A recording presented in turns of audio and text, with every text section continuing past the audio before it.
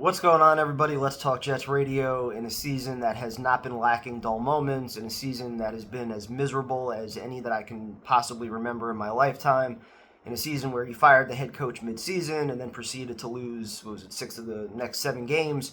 Now you fired the GM on top of that, and I think this one was a little bit more predictable than the head coach, just with Douglas being on the last year of his contract.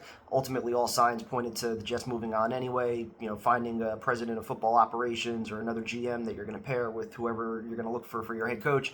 But, the record is what it is. He has double the amount of losses than he does wins over his 6 years here with the Jets. Ironically, the highest winning percentage that he had was the team that he inherited with Mike Maccagnan, that first year with Adam Gase. So it's been all downhill since then. I mean, there are some things and some positives, mainly the Jamal Adams trade and then the 2022 draft that kind of carried Joe Douglas along these last couple years. But there are too many misses to really justify, especially at the prominent positions, the head coach, the quarterback, the offensive line. You can go throughout the years with free agency. His very first move being Ryan Khalil, you kind of give him a pass there. That was still a team that he inherited. But even after that, the Rashad Perriman moves, C.J. Uzama, Laken Tomlinson, Corey Davis, Carl Lawson, Alan Lazard, just too many misses to really justify.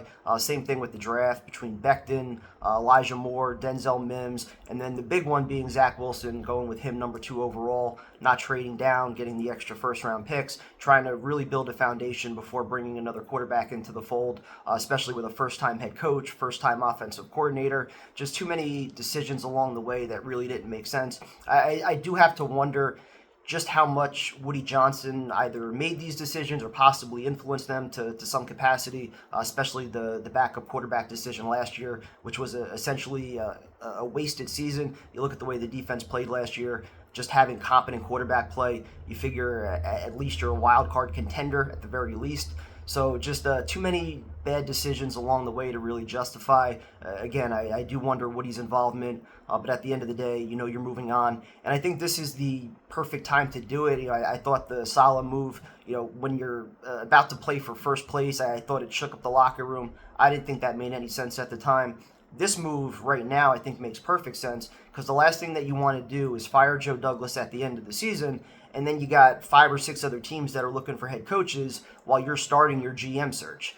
First thing that I think they need to do is make the calls to whatever prominent head coaches are out there that you think might be interested in the job, whether that's Gruden, whether that's Vrabel, because I think the prominent head coach has to be more important than the prominent front office guy. I think a prominent, proven CEO kind of head coach that comes in here with some credibility, I think that changes the culture a lot faster than a GM who's just good at evaluating talent. So if you could ultimately get that prominent CEO head coach, I think he would probably have some kind of say or some influence in whatever direction you're going to go in with the GM.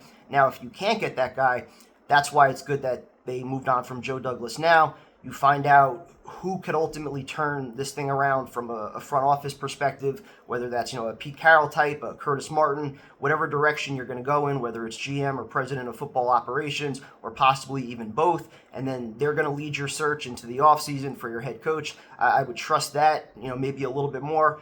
But at the end of the day, I still think the priority should be top-level head coach. If you can find that guy, blank check, whatever it takes, go get that done. But if you can't do that, then obviously you got to go the direction of hopefully landing on somebody that is a well-respected name. The problem is at this point as a fan, like Joe Douglas was that guy. He was with the Eagles, he was with the Ravens, 2 well-run organizations. He experienced winning with both of them, and the fact that he came in here and just like every other head coach, like every other quarterback, this losing culture just absolutely devours everybody.